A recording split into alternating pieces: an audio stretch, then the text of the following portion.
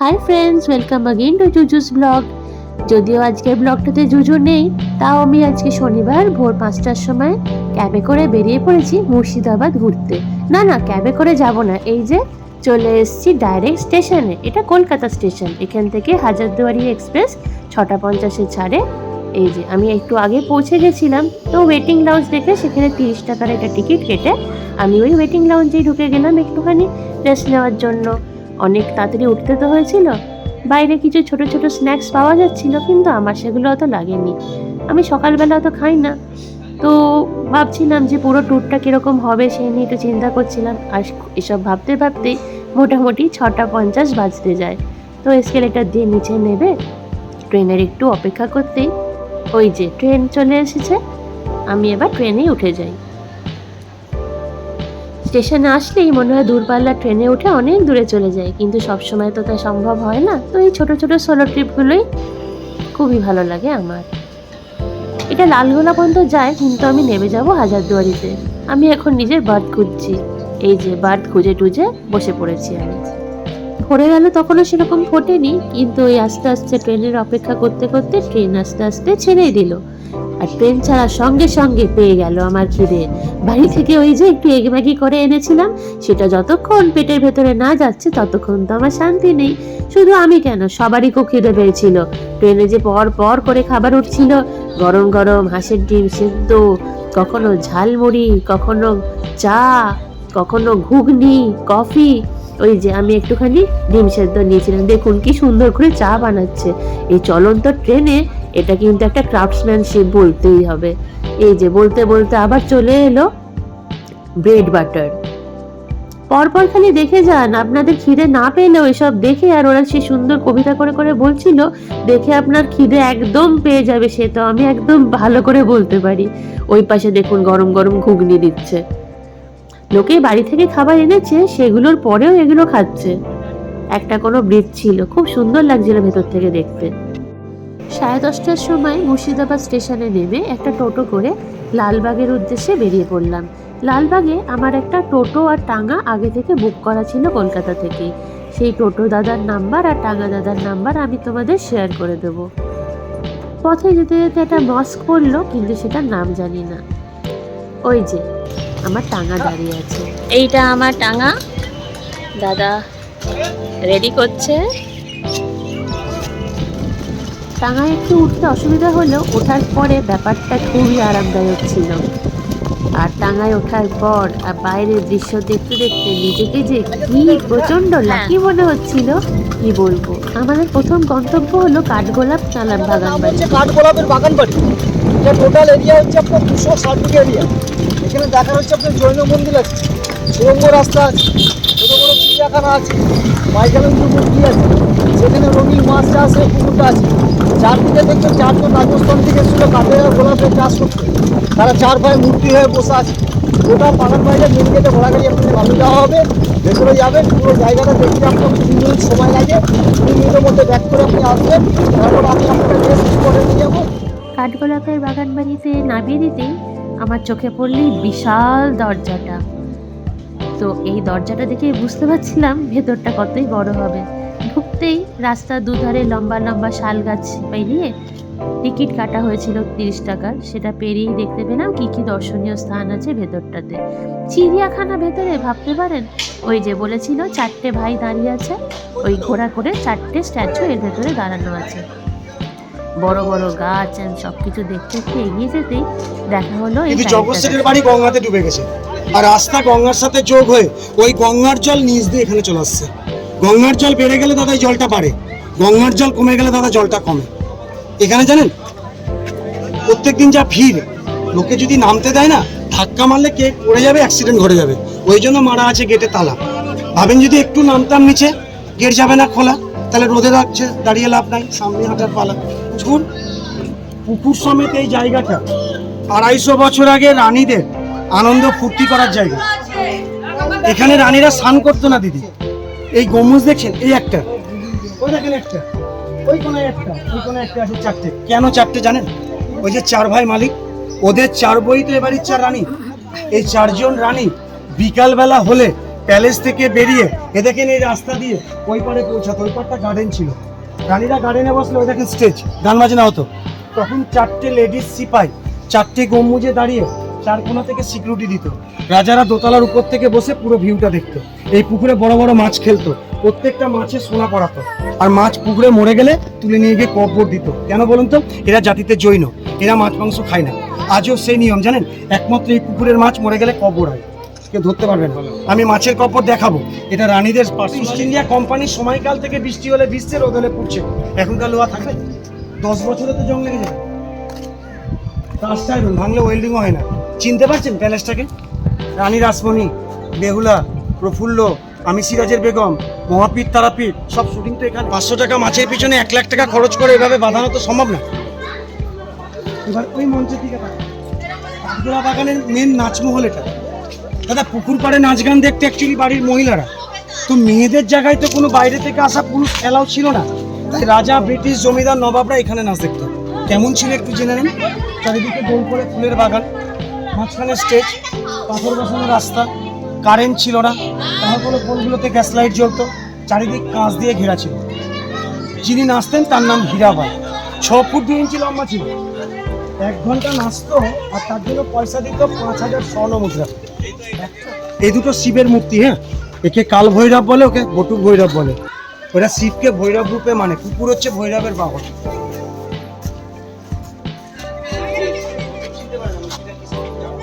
তোর বানাতে এই ফুলটা ব্যবহার করে। কি ফুল? চাপা ফুলের গাছ। চাপা ফুলের গাছ। এ দেখেন এই ডালটা 23 বছর আগে খুলে পড়েছে, তাও দেখেন বেঁচে আছে। দাদা আমাদের সবকিছু দেখানোর পরে যখন আমাদের ছেড়ে দিল, এই যে আমি এখানে দেখতে এলাম জৈন টেম্পলটা। আবার জুতো খুলতে হবে, ভেতরে আর ঢুকিনি। চারিপাশটা দেখে এবার আমার ফেরার পালা। ওই যে আমার টাঙা দাদা বলে দিয়েছিল 20 মিনিটের মধ্যে ফিরে আসতে হবে। কাঠগোলাপ বাগান থেকে বেরিয়ে আমাদের নেক্সট ডেস্টিনেশন হলো জগৎ শেঠের বাড়ি। দেখবেন তার নাম হলো জগৎ শেঠের বাড়ি। জগৎ শেঠ ছিল তখনকার দিনে একটা ধনী মানুষ। জগৎ শেঠের নিজস্ব টাকার ট্যাক্সাল ছিল। জগৎ শেঠ প্রত্যেকটা নবাবদের থেকে টাকা পয়সা ধার নিয়ে তারা কাজ করতো জগৎ শেঠ থেকে। তার বাড়িতে দেখা হচ্ছে মাটির তলে পাতাল মিউজিয়াম, সুড়ঙ্গ রাস্তা, সোনার জল করা শাড়ি, 2.5 টাকা দাম সোনা, কম পয়সা, যে আয়না নিজের মুখ দেখা যায় না। ওটা এখন আছে? হ্যাঁ, 15 ফুট মাটির তলে নামতে হবে, পাতাল মিউজিয়াম দেখতে হবে। দেখার পর ওখানে সোনার জল করা শাড়ি আছে, 2.5 টাকা দাম সোনা, কম পয়সা আছে। তারপর যে আয়নাটা আছে নিজের মুখ দেখা যায় না। টোটাল এই জগৎ শেঠের বাড়িটা সামনের মেন গেটে আমি দাঁড়াবো। এটা ভেতরে আপনি দেখে চলে আসবেন, প্রায় 15 মিনিট টাইম লাগবে। জগৎ শেঠের বাড়িতে নামার পরে এই যে এই লিস্টটার মধ্যে লেখা আছে ভেতরে কি কি দেখার আছে। মোটামুটি টাঙা দাদা আমাকে সবই বলে দিয়েছিল। এখানেও টিকিট কেটে ঢুকতে হয়, 20 না 30 টাকা যেন টিকিট নিল। এই হলো মেন প্রাসাদটা। এটা বাড়ি না একটা গোটা কম্পাউন্ড কমপ্লেক্স সেটা তো দেখে বোঝাই যাচ্ছিল না। এই যেখানেও গাইড আছে, গাইড প্রত্যেকটা গ্রুপকে একটু পয়সার বিনিময়ে খুব ভালো করে বোঝাচ্ছিল। মাটির তলায় গুপ্ত ঘর, কিন্তু ভেতরে ক্যামেরা, মোবাইল কিচ্ছু অ্যালাউড নাই। এটা একটা সুড়ঙ্গ পথ। এইগুলোর ভেতর দিয়ে গিয়েই আমাকে সমস্ত কিছু সোনার জল করা শাড়ি, স্বর্ণ মুদ্রা, অস্ত্রাগার সব দেখতে পেয়েছিলাম। এটা একটা লম্বা অলিন্দ, যাকে আমরা সোজা ভাষায় বলি বারান্দা। আমাদের 3 নম্বর ডেস্টিনেশন হলো নসিপুর দেবী সিং রাজবাড়ি। রাজবাড়ি। তখনকার দিনে এখানে উনি একটা ট্যাক্স আদায় করতো, তাই জন্য ওনাকে বলা হতো দেবী সিং ডাকাত। উনি আদৌ ডাকাত না, উনি রাজবাড়ি একটা রাজা। আর উনি রাজবাড়িতে এখানে ডাকাত ছিল, সব ঠাকুর মন্দির ছিল নিচে, উপরে আর্ট গ্যালারি প্লাস ছবি ছিল। আর এখানে তখনকার দিনে হীরাবাই নাচতো 1 নাইটের জন্য কিন্তু 5000 টাকা তখনকার দিনে। তাই নাম হচ্ছে দেবী সিং রাজবাড়ি। নসিপুর রাজবাড়িতে নেমে পড়েছি। টাঙা আমার বাইরে দাঁড়িয়ে আছে। আস্তে আস্তে চললাম আমি টিকিট ঘরের দিকে। আগে বাইরে থেকে পুরো রাজবাড়িটাকে একটু দেখি। ও মা, দেখতে তো এটাকে অনেকটা ওই হাজারদুয়ারিরই মিনিয়েচারের মতন, তাই না? নসিপুর রাজবাড়িতে আসলে সবচেয়ে বেশি কাজ যেটা হতো সেটা হলো ট্যাক্স আদায় করা। যারা ট্যাক্স দিতে পারতো না তাদের ওপরে খুবই জুলুম করে মেরেও ফেলা হতো যদি ট্যাক্স ফাইনালিও না দিতে পারতো। আর তাদের আত্মা নাকি এই ঘরগুলো থেকে এখনো রাত্রিবেলা দেখা যায়। মানে মোটামুটি এখানে কিছু ভূতের উপদ্রব আছে, এরকম কিছু গল্প কথা শোনা যায়। ঢোকার পরে আর সেই একই কাজ, চারিপাশটা ঘুরে দেখা, ওপরে মিউজিয়াম। কোনো জায়গাতে গিয়ে যেন মন ভরছে না এত কম সময় ঘোরাঘুরি করে। এত পুরনো ঐতিহ্য, এত ইতিহাস বয়ে চলেছে এই বাড়িগুলো। সামনেই দেখতে পেলাম হনুমানজির একটি মূর্তি। এটাও নিশ্চয়ই 100 বছরের পুরনোই হবে।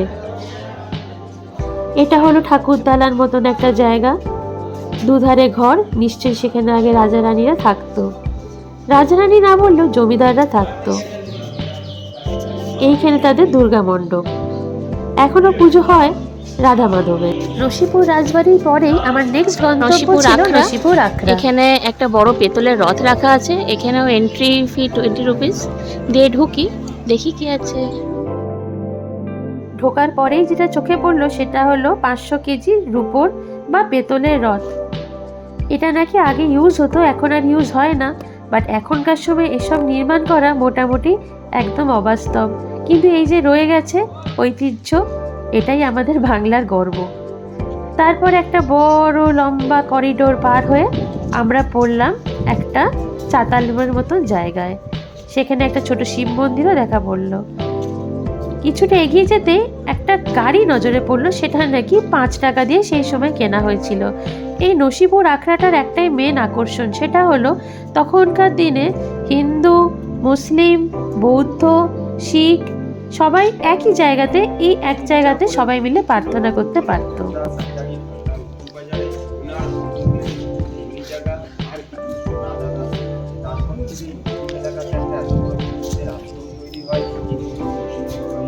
যারা এই মাটিতে হেঁটে যাবে তাদের পায়ের ধুলোয় কিছু লজ্জা করে। আর আপনারা এই সামনে থেকে এই ওপরে একটু বিল্ডিং এর ওপর দিকে দেখুন কিছু ছোট ছোট মানুষের স্ট্যাচু করা আছে। তার নিচে দেখুন ছোট্ট করে দেখুন বাংলায় লেখা আছে পলাশীর যুদ্ধ বলে, যে 1757 সাল 23শে জুন নদিয়া রামবাগানে যে যুদ্ধটা হয় সেই যুদ্ধের একটা মডেল এখানে একটা বিশ্রাম নিত, তার বলা তো এটা বিশ্রামশালা। আপনাদের ওপরে দেখুন একটি কালারিং বল দেখতে পাচ্ছেন, এটা কিন্তু কালারিং বল না, এটাকে বলা তো শত্রু ধরা বল। আগে তো ক্যামেরা ছিল না, ক্যামেরার কাজ এটাতেই হতো। এই বলটা কিন্তু এখন নষ্ট হয়ে গেছে, কিন্তু কষ্ট দেখুন আপনাদের ছবিগুলো কম বেশি এখনো দেখা যাচ্ছে। এই বাম পাশে দেখুন টেবিলের উপরে একটি পাখা রাখা আছে। নবাবী পিরিয়ডে কোনো ইলেকট্রিক পাখা ছিল না, এটা কেরোসিনে চলতো। পাশে দেখুন একটি প্রদীপ রাখা আছে, প্রদীপটাকে জ্বালিয়ে ভেতরে ভরে দিলে একটা অটোমেটিক হিট হলে এই পাখাটা চলতো। এবার আসুন 16 টাকার খাদ্য। জমিদার বাড়ির খাট বিছানা দেখে কিছু সুন্দর স্কাল্পচার দেখলাম আমরা। তারপর দেখলাম কিছু পুরনো অস্ত্রশস্ত্র। এরপর যেটা দেখলাম সেটা সবচেয়ে দামি, হ্যাঁ মোহর, সোনার মোহর, যেগুলো আমরা গল্পকথাতেই শুনেছি, সেগুলো চোখের সামনে দেখতে খুব ভালো লাগছিল। এগুলোকে আমরা গিনি বলেও জানি। তারপর কিছু পুরনো পেন্টিংস, কার আঁকা প্লিজ জিজ্ঞেস করবেন না, আমার ঠিক মনেও নেই আর লেখাও নেই। আরও কিছু অস্ত্র দেখলাম যেগুলো সব সোনায় নিয়ে বাঁধানো। তারপর বিশাল লম্বা অলিন্দ দিয়ে চললাম আমরা আরও কিছু মূর্তি দেখতে। এটা বোধহয় জগৎ সেথীরই মূর্তি হবে, খুব শিওর নয়। আরও কিছু প্রাচীন মূর্তিও দেখলাম অনেক হিরে, মানিক, জহরত, যেগুলো গল্পকথায় পড়া। আরও কিছু মূর্তি, রাম, লক্ষ্মণ, সীতা। আরও কিছু ওয়েপন্স, যেগুলো দিয়ে আগে মারামারি করা হতো রাজায়, সেগুলো সব ভোজালি, তলোয়ার, সব দেখতে দেখতে আর ফটো তুলতে চললাম এবার শেষের পথে। সামনেই রাখা ছিল তামার প্রদীপদানি, কি আর এইগুলো হলো সবচেয়ে বেশি ইন্টারেস্টিং। এত বড় ইউটেন্সিলসগুলোতে নাকি রান্না হতো, বা চাল গম সব রাখা হতো, ওই বড় কড়াইগুলোতেই রান্না হতো। বাপরে, একসঙ্গে তাহলে কত রান্না হতো বলুন তো এদের। সেখান থেকে বেরিয়ে এসে আবার আমি ছুট দিলাম পরের গন্তব্যে। তবে এবার যাওয়া যাক মির্জাপুরের বাড়ি। যে মির্জাপুরের বাড়িতে নবাব সিরাজদৌল্লাকে বন্দি করে মারা হয়, মারার পর নদীর ওপরে নিজে কবরস্থান দেওয়া হয় সিরাজদৌল্লাকে। এটা মির্জাপুরের বাড়ির গেটটা, বাড়িটা ভেঙে যাওয়ার কারণে ওখানে দেখা আছে ওটা প্রবেশ নিষেধ। ওখানে দাঁড়াবো, ওখান থেকে আমি একটা ছবি তুলার, ভেতরে ঢুকতে না, তারপরে আমরা আবার ওখান থেকে অন্য স্পটের দিকে এগিয়ে যাবো। আচ্ছা, এটা মির্জাপুরের আদিবাড়ির এন্ট্রান্স গেট, কিন্তু এই গেটেই শুরু গেটেই শেষ, কারণ ডান দিকে যে বাড়িটি আছে সেটি বিপজ্জনক। মির্জাপুরের পরিবারে 1100 লোকের কবরস্থান আছে।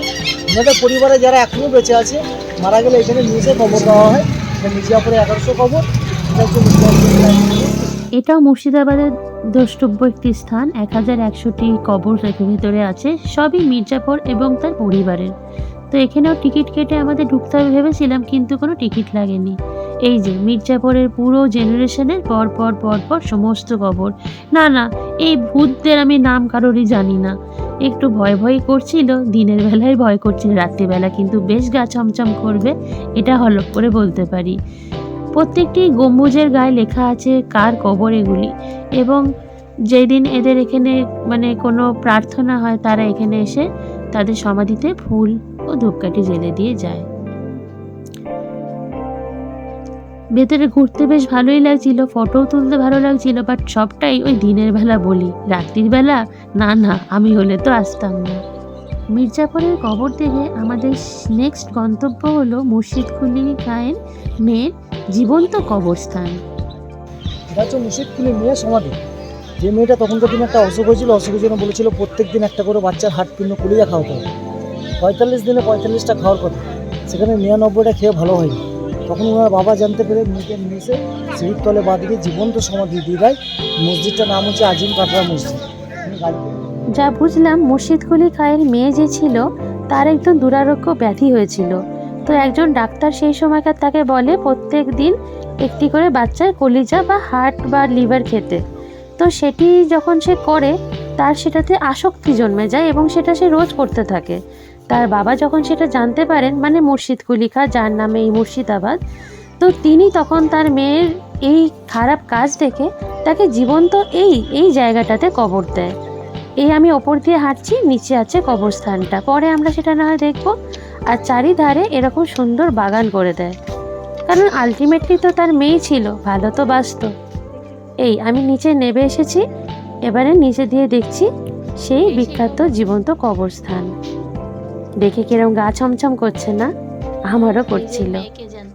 ওপর দিয়ে এক্ষুনি যে ঘেটে গেছিলাম, এর তলায় ছিল মুর্শিদ কুলি খায়ের মেয়ের জীবন। স্কুলটা দেখতে পাচ্ছেন, স্কুলটার নাম হচ্ছে নবাব বাহাদুর হাই স্কুল। কোনটা গো?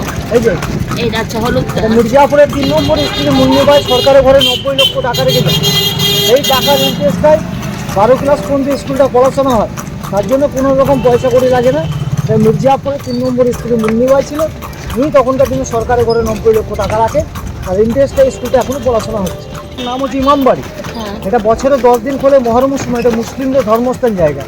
এক বছরের মধ্যে 10 দিন খোলে, বাকি দিনটা বন্ধ থাকে। এর নাম হচ্ছে সূর্য ঘড়ি। সূর্য ঘড়ি, লম্বা পিলার, একটু জোরে বলো দাদা। সূর্য ঘড়ি। হ্যাঁ, তখনকার দিনে সূর্যের তাপে ঘড়িটা চললে লেবাররা কাজ করতো। আচ্ছা। তো যতক্ষণ ওই সূর্যর ওখানে রেসটা পড়তো ততক্ষণ কাজ সূর্যের করতো। তাপে ঘড়িটা চলতো। হ্যাঁ, আর বড় বাড়িটার নাম হচ্ছে হাজার দুয়ারি। আচ্ছা। ওইটা আপনি এখন ভেতরে যাবেন, যে জিনিসটা আপনি দেখবেন হাজার দুয়ারি দেখার পর এখান থেকে বেরিয়ে আপনাদের যে টোটো রাখা আছে, সেই টোটো নিয়ে এখান তা আমরা এতক্ষণ যেগুলো দেখলাম সেগুলোই টাঙা করে যাওয়া সম্ভব। এবারে আমি এই হাজারদুয়ারিতে এসে নেবে দাদাকে ছেড়ে দেবো।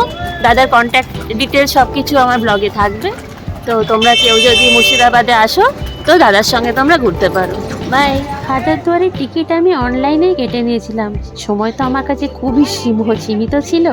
তো সেই অনলাইন টিকিট দেখেই আমি ভেতরে প্রবেশ করলাম। না, আমি এখানে গাইড আর নিইনি, চারিপাশে এত গাইড, তাদের কথাই শুনছি। 72 साल के बाद गीत स्थापित सिराजुद्दौला सपना में भी नहीं जानता था। গাইডের কথা শুনতে শুনতে গুড়ি গুড়ি পায়ে এগিয়ে চললাম আসল হাজারদুয়ারি প্যালেসের দিকে। এই যে সেই সূর্য, শুনলাম নাকি হাজারদুয়ারির 100টা দরজা নাকি নকল। দিল কেন? নকল দেওয়ার কারণ হচ্ছে শত্রুকে ধোকা দেওয়ার জন্য। আপনি যতগুলো রুম দেখতে পাবেন সবথেকে সুন্দর মেডিকেল দরবার হল, অতএব আপনি যতগুলো রুম দেখবেন কোনো জায়গার দরজা আপনি একটা নকল আসলে বের করতে পারবেন না, টোটালি সব অরিজিনাল মনে হবে, কারণ একই পর্দা, একই ডিজাইন, একই কালার। এখানে তো দরবার বসছে, এখানে অ্যাটাক করে শত্রু কি করবে? নো স্যার, যাই যে কোনো ধরুন কোনো কাজ করে কোনো হ্যাঁ বাইরে যদি পালিয়ে যাওয়ার চেষ্টা করে তখন পালাতে পারবে, তো দড়ি বেরোবার ওটা মজা নেবে ফ্যাক্টরির উপর। ঠিক আছে, তাহলে আসুন নশো নকল আছে, ক্লিয়ার? আসুন একটা মেন জিনিস দেখাচ্ছি আপনাকে। দূর থেকে দেখা যাচ্ছিল সেই ফেমাস ইয়েলো মস্ক। ওটা পারফেক্ট স্যার, ঠিক বলেছেন। ইউনিকনের পিছে কি বাধা আছে? চেন বাধা, মানে বাধা, মানে আপনাকে জানাতে বা বুঝাতে চাইছে যে এরা আমার কাছে বাধা। মাঝখানে পিলার, তোর বাইবেল, তোর মাছ হচ্ছে সব শান্তি বা শুভর প্রতীক। তাদের স্টিল কোম্পানি দেখলে ওদের উইক পয়েন্ট, এরা কোন খাবার খেতে ভালোবাসে, কোন জিনিস ইউজ করতে ভালোবাসে, কোন পোশাক পরতে ভালোবাসে, এগুলো সময় বিদেশ থেকে দাও এদেরকে। বাকি কিনা যে নোট নাই, স্বর্ণ মুদ্রা আছে, মাথায় হাত বলেছে, বের করে দিয়েছি, কারণ আমি লিখিত করেছি পড়া দিয়ে। হাজারদুয়ারি ঠিক উল্টো দিকে দেখা যায় এই বিশাল ইমামবাড়া এবং এই ছোট্ট মসটাকে। এটা একবার অগ্নিতে পুড়ে যাওয়ার পরে আবার এটাকে রিবিল্ড করা হয়েছিল। আমার নেক্সট ডেস্টিনেশন ছিল কাটরা মসজিদ। ঢোকার আগে একটু আখের রস খেয়ে নিলাম, আজ তো আর তেমন লাঞ্চ করা হয়নি। কি সুন্দর দেখতে। কাটরা মানে হলো একটি বাজার। বাইরে থেকে এই পুরো সৌধটার ভালো করে একটি ফটো তুলে নিয়ে আস্তে আস্তে আমি ভেতরে প্রবেশ করলাম। দেখুন ম্যাম, আমরা যেখানে দাঁড়িয়ে আছি একেবারে এই মসজিদের ব্যাক সাইডে দাঁড়িয়ে আছি, পেছন দিকে দাঁড়িয়ে আছি। আমরা ধীরে ধীরে এই মসজিদের একেবারে ফ্রন্টে চলে যাব। ওখানে শায়িত আছে বাংলা, বিহার, উড়িষ্যার প্রথম স্বাধীন নবাব মুর্শিদ কুলি খান, যিনার বুকের উপর দিয়ে আমাদের মারিয়ে যেতে হবে, অন্য কোনো রাস্তা নেই। তবে কেন একজন ম্যাম মহান নবাবের বুকের উপর দিয়ে মারিয়ে যেতে হবে আমি পরে বলছি। এই সুন্দর গার্ডেন বাগান দেখতে পাচ্ছেন, আজ থেকে 300 বছর আগে নবাব মুর্শিদ কুলি খান আদেশে এখানে সপ্তাহে 2 দিন সবজির বাজার বসতো। সে কারণে এই জায়গাটার নাম হয়েছে সবজি কাটরা মস্ক। কাটরা মানে হলো বাজার, মার্কেট বা বাজার, এটা একটা আরবি শব্দ। পাশে দুটো মিনার দেখতে পাচ্ছেন, ওয়াচ টাওয়ার, এটা বাংলায় বলা হয় বুরুজ। বাইরে থেকে যেন কোনো শত্রুপক্ষ এই মসজিদকে আক্রমণ করতে না পারে 24 ঘন্টা এখানে সেনা মোতায়েন রাখা হতো এবং ভোরবেলা ম্যাম আরবিয়ান আজান প্রদান করা হতো। আর যে সমস্ত মুসাফিরগণ দূর দূরান্ত থেকে এই মসজিদের ভেতরে কোরআন পাঠ বা নমাজ পাঠ করতে আসতেন, তিনাদের থাকা খাওয়ার ব্যবস্থা হতো এই নিচের একতলা আর উপরে দোতলা। এগুলোকে বলা হচ্ছে মুসাফিরখানা বা গেস্ট হাউস বা ছাত্রাবাস। এক কথায় আজ থেকে প্রায় 300 বছর আগে এই কাটরা মসজিদটা একটা ইসলামিক লার্নিং সেন্টার হিসেবে ব্যবহৃত হতো। ম্যাম, এই সেই বিখ্যাত কাটরা মসজিদ, মক্কার কাবা মসজিদের অনুকরণে এটা তৈরি করা হয়েছে। এই যে সুড়ঙ্গ দেখতে পাচ্ছেন, এটা কোনোটাই সুড়ঙ্গ না, এগুলো সব ভেন্টিলেটর। 24 ঘন্টা ইয়ার পাসের ফলে এই মসজিদটা ড্যামেজ হবে না, তাই এটি ভেন্টিলেটর করা হয়েছে। এই 3 দিকে 14টা ভেন্টিলেটর আছে। চলে আসো, আমরা একটা সুন্দর জায়গায় প্রবেশ করলাম। বাইরে নিচে লক্ষ্য করুন, এখানে বিভিন্ন ডিজাইনের স্কয়ার করা আসন আছে। দেখুন, এই টোটাল মাঠটিতে ম্যাম 2000টি আসন আছে। 2000 জন মানুষ, এইটা তো এরকম। হ্যাঁ, 2000 জন মানুষ একসঙ্গে বসে নমাজ আদায় করতেন। আচ্ছা, এই যে আর উপরে তাকিয়ে দেখুন ম্যাম, যে সারিবদ্ধভাবে লোহার রিং গুলো চলে গেছে। মাটির প্রান্তে ছোট ছোট লোহার বালা পোতা আছে। এখানে শামিয়ানা টানানো, তো শামিয়ানা, যাতে তিনাদের গায়ে রোদ বা বৃষ্টি না লাগে। এখন কি এটা ইউজ হয় এই না ম্যাম, মসজিদে? এটা হিস্টোরিক্যাল প্লেস, এটা হেরিটেজ হয়ে গেছে। লাস্ট এখানে কবে নামাজ পড়া হয়েছে? লাস্ট আমার পড়া হয়েছে ধরুন আর্কিওলজিক্যাল সার্ভে অফ ইন্ডিয়ান নেওয়ার আগে।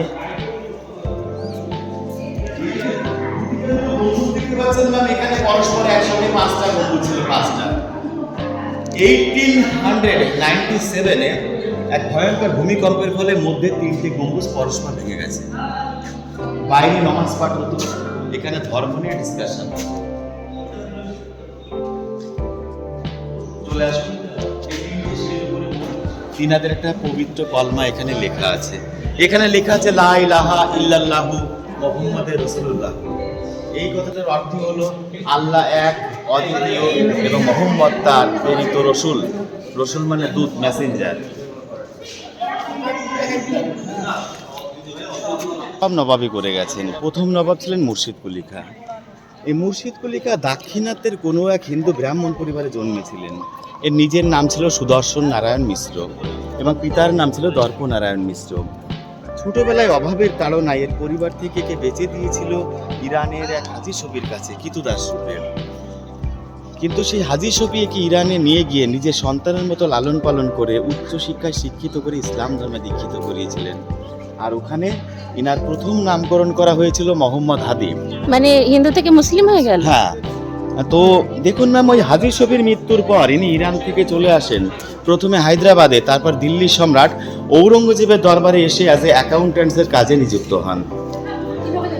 এদিকে মুঘল সাম্রাজ্যের পতনের লাস্ট দিন চলছে।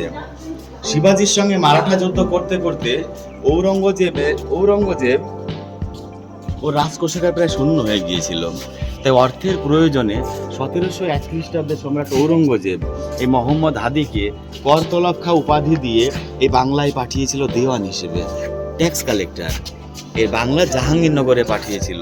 আর এখান থেকেই ম্যাম কোটি কোটি টাকা নজরানা রাজস্ব আদায় করতেন আর সম্রাট ঔরঙ্গজেবের কাছে পাঠাতেন। কিন্তু 1707 সম্রাট ঔরঙ্গজেবের এখানে আমরা কবরটা দেখব। এটা আমরা মুর্শিদ কলিকার বুকের উপরে দাঁড়িয়ে আছি। আগে এই জায়গাটার নাম ছিল মুকসুদাবাদ, মুর্শিদ কলিকার নাম অনুসারে হয় মুর্শিদাবাদ। আমরা মুর্শিদ কলিকার কবরের উপরে দাঁড়িয়ে আছি। এখানে আগে লোহার নেট সিস্টেম করা ছিল, হেঁটে গেলে পায়ের ধুলোগুলো ওনার বুকে গিয়েই পড়তো। তো কেন এরকম কেন? 1958 আর্কিওলজিক্যাল সার্ভে অফ ইন্ডিয়া এটাকে চেক আপ করার পর উপরটাকে ঢালাই করে দিয়েছে। নিচে গিয়ে দেখবো আসল। ইনি বলে গিয়েছিলেন, জীবনে যদি কখনো কোনো অন্যায় করে থাকি, পাপ করে থাকি, আমার পাপের প্রায়শ্চিত্ত কি করে হবে? আমাকে এমন জায়গায় সমাধি দেবে, কবর দেবে, আমার বুকের উপর দিয়ে যদি হাজার হাজার মানুষ মারিয়ে যায়, তাদের পায়ের ধুলো পেলে আমি পাপ থেকে মুক্তি পাবো। হ্যাঁ, এই কারণে এই সিস্টেমে সমাহিত করা হয়েছে, যার বুকের উপর দিয়েই আসা যাওয়া করতে হচ্ছে। বাংলা বিহার উড়িষ্যার প্রথম স্বাধীন নবাব মুর্শিদ কুলি খাঁ, জিনার বুকের উপর দিয়েই আমরা মারিয়ে এলাম। নবাব নবাবই করে গেছে, ইনি মুর্শিদ কুলি খাঁ। এর জামাতা সুজাউদ্দৌলা, পুত্র সরফরাজ খাঁ, আলীবর্দী খাঁ, সিরাজদৌলা। মির্জাফর, মীর কাসিম, নাজমুদ্দৌলা, সৈফুদ্দৌলা, মোবারকদৌলা, বাবর আলী, আলিজা, ওয়ালাজা, হুমায়ুন জা। এই হুমায়ুন জা কিন্তু হাজারদুয়ারি তৈরি করেছিলেন। তো মুর্শিদ কুলি খাঁ প্রথম জীবনে হিন্দু সন্তান ছিলেন, পরবর্তীকালে ইসলাম ধর্ম নিয়েছিলেন। তাই শেষ জীবনে হিন্দু মুসলিমের সম্প্রীতি রক্ষার জন্য একই মাঠে একটা শিবের মন্দির করার আদেশ করে গেছিলেন। এইটার অনেক পরে এটা তৈরি। তো এখন কি হয়েছে, এটা কিন্তু পাশাপাশি মস্ক অ্যান্ড টেম্পল, এটা হচ্ছে একটা সম্প্রীতির মেলবন্ধন। কিন্তু এখন এটা পাবলিকের আন্ডারে আছে, আর ম্যাম এটা হেরিটেজ হয়ে গেছে, এটা হিস্টোরিক্যাল প্লেস। নেক্সট যাচ্ছি জাহানকোষা কামান দেখতে। জাহানকোষার অর্থ হচ্ছে বিশ্বজয়ী কামান। এই কামানটা তৈরি করেছিল জনার্দন কর্মকার, সেই সময় বাঙালির বিখ্যাত কর্মকার, 7টা ধাতুর মিশ্রণে তৈরি। হ্যাঁ, এখন পর্যন্ত কোনো সেই বিখ্যাত জাহানকোষা বন্দর বা কামান। যান্ত্রিক আসন। এই বিশাল কামানটা দেখে তো মনে হচ্ছিল না কোনোদিন এটা চলেছিল, কিন্তু বলা হয় এর একটা গোলা যখন শুট হতো পুরো একটা জগৎ কাঁপিয়ে দেওয়ার মতন ছিল। তবে এবার যাই মতিঝিল পার্ক, যে ঝিলটায় ঘসিটি বেগম মতি এনে চাষ করে দেখেছিল যে চাষ হচ্ছে কিনা, এই জন্য জায়গাটার নাম হচ্ছে মতিঝিল পার্ক। এখানে ছিল ঘসিটি বেগমের প্রাসাদ। ঘসির বেগম কে ছিল? সিরাজের পিসি। আচ্ছা। তো মুর্শিদাবাদে যে পলাশি যুদ্ধের যে মেন ষড়যন্ত্রটা এই ঘসিটি বেগমে এর এই জায়গাটাই হয়, হিরাজিল প্রাসাদে। ঢুকে ভিতরে দেখবেন প্রাসাদটা আছে, আর ঘসিটি বেগমের এটা হচ্ছে মসজিদটা। আচ্ছা, ও পাশে কি আছে বললে? এটা হচ্ছে মেন পার্কটা। পার্ক যাওয়ার তো ইচ্ছা ছিল না, এই মতিঝিল মস্ক যেটা ছিল আর সামনে যে ঝিলটা মতিঝিল, সেটা দেখাই ছিল আমার আসল উদ্দেশ্য। ওইটাই হলো মতিঝিল মসজিদ, যেখানে ঘসিটি বেগমের কবরস্থান ছিল। ওই যে ডান দিকেই কবরস্থানটা।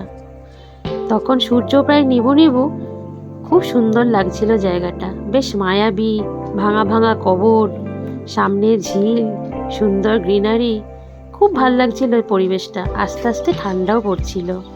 ওই যে মতিঝিলের ঝিল, কত অচেনা পাখির সেখানে দেখা পেলাম। ফটো আসছিল না, কারণ আমি তো জাস্ট মোবাইল ইউজ করছিলাম। চোখে দেখেই যেটুকু তৃপ্তি পাওয়া যায় ওই আর কি। বেরিয়ে ওখান থেকে গেলাম মতিঝিল পার্কে। খুবই সাজানো পার্ক। ঢোকার সময় বুঝতে পারছিলাম সামনের ম্যাপটা দেখে যে এটা অনেকটা আমাদের কলকাতার ইকো পার্কেরই আদলে তৈরি করা হয়েছে। টিকিট নিল 30 টাকা। তো সেখানে আমি কিছুক্ষণ টাইম স্পেন্ড করার জন্যই ঢুকলাম। ভেতরে ঢুকে দেখলাম সেই ডাবল ডেকার সাইকেল আর কিছু সুন্দর সুন্দর স্থাপত্য, কিছু পুরনো কামান, কিছু পুরনো স্ট্যাচু, আর অনেক রাইডস বাচ্চাদের জন্য, আর ছিল একটা টয় ট্রেন। এই যে মুর্শিদ কুলি খানের স্ট্যাচু দেখে মনে হচ্ছে না হঠাৎ করে আমরা সেই প্রাচীন যুগ থেকে একদম মডার্ন, একদম সেই দুবাইয়ের কোনো রাস্তায় চলে এসেছি। আমার তো বেশ লাগছিল। সামনে পড়ন্ত সূর্য, সবাই কি সুন্দর এনজয় করছিল এই শীত আসার আমেজটাকে। হাঁটতে খুবই ভালো লাগছিল, কিন্তু সময় আজকে সেই যে বললাম খুবই সীমিত। পড়ন্ত বেলায় সূর্য ডোবা দেখা, সঙ্গে পাখিদের ঘরে ফেরার পালা। উফ, দেখতে যে কি সুন্দর লাগছিল। কিছুক্ষণ সময় ওখানে বসে থাকতে ইচ্ছা করলেও সময় বেশি ছিল না, তাই এগিয়ে পিছিয়ে পুরো যেন পার্কটাকে কভার করার চেষ্টা করছিলাম। ছোট পার্কটা দেখে জুজুকে আমি খুবই মিস করছিলাম। জুজু, তোকে ঠিক নিয়ে আসবো আরেকদিন। আমি এই যে একটা টয় ট্রেন দেখে টিকিট কেটে চড়ে বসলাম। বুঝতে পারলাম এই টয় ট্রেনটাই একমাত্র উপায় পুরো পার্কটা সবচেয়ে কম সময় ঘুরে দেখানোর জন্য। খুবই আস্তে চলছিল, আমি তাই জন্য ফাস্ট ফরওয়ার্ড করে সবাইকে একটু দেখালাম। যতটা ভালো ভেবেছিলাম ততটা ঠিক ভালো নয়, প্রচুর খারাপ রাস্তা, চাকাগুলোও সেরকমই, কোনো লাইন তো নেই, ওই রাস্তার ওপর দিয়ে যতটা সম্ভব সেভাবেই যাচ্ছিল ট্রেনটা। সবাই খুবই বিরক্ত হচ্ছিল, এত ঝাঁকাচ্ছিল, কিন্তু কিছু করার নেই। ওই যে কম সময়ে পুরো পার্কটা পায়ে হেঁটে দেখা কারোর পক্ষেই সম্ভব নয়। মাঝখানে থামছিল, এই যে ফাইনালি থেমেছে। বাপরে, আমার হাতে আর 1 মিনিটও সময় ছিল না। কোনো রকমের টোটো থেকে নেমে দৌড় লাগিয়ে স্টেশন থেকে সোজা ট্রেনে উঠেই ঘুগনি। বেশ মজা লাগলো না আপনাদের দেখতে? না, আমি উঠেছি আর ট্রেন ছেড়ে দিয়েছে, কোনো রকমে উঠেছি, আর 1 মিনিট লেট হলে ট্রেনটা বোধহয় ফেলই করতাম। কিনেছিলাম এই তিলের কিছু একটা খাজা মতন, এটা নাকি ওখানে খুবই বিখ্যাত। নামলাম আমি কলকাতা স্টেশনে, তখন সময় ওই 9:30 মতন হবে। স্টেশন দিয়ে চললাম বাড়ির উদ্দেশ্যে, ফেলে এলাম আমার সেই প্রিয় মুর্শিদাবাদকে। তাহলে আজকে আসি, পরের ব্লগের অপেক্ষায় থাকবেন। আপাতত টাটা, বাই।